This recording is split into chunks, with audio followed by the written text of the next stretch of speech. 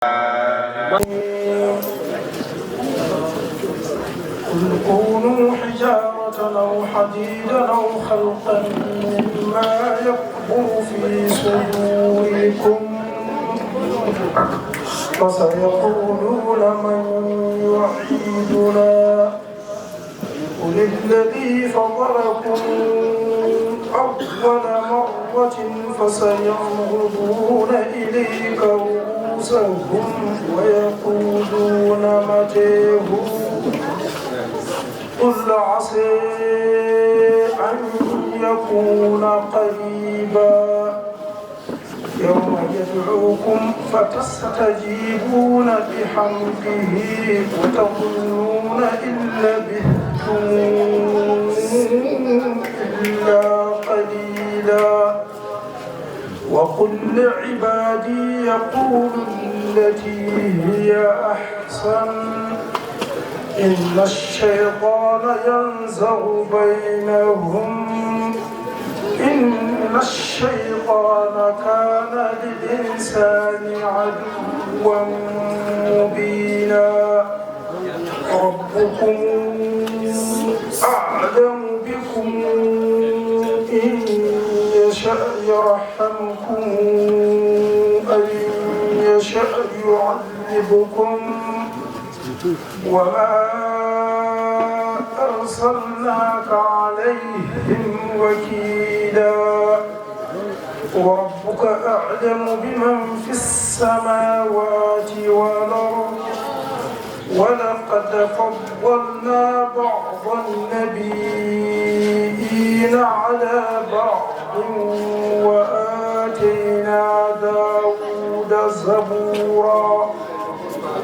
قل ادعوا الذين زعمتم من دونه فلا يملكون كشف الضر عنكم ولا تحويلا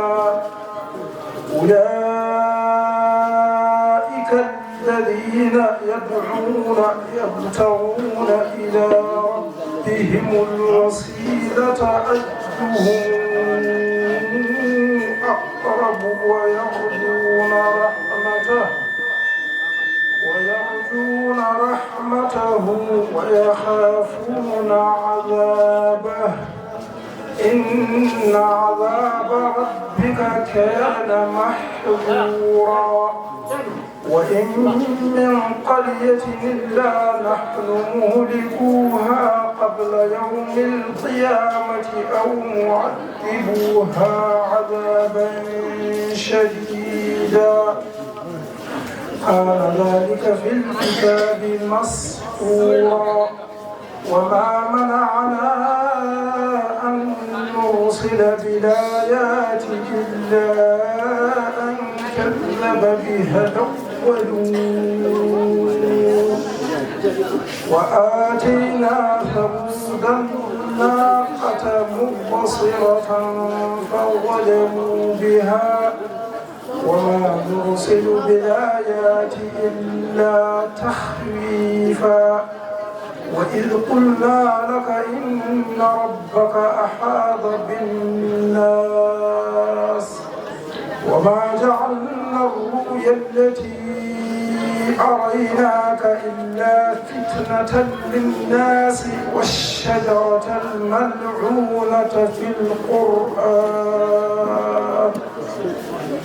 ونخيفهم فما يزيدهم إلا طغيانا كبيرا وإذ قلنا للملائكة اسجدوا لآدم فسجدوا إلا إبليس قال أسجد لمن خلقت طينا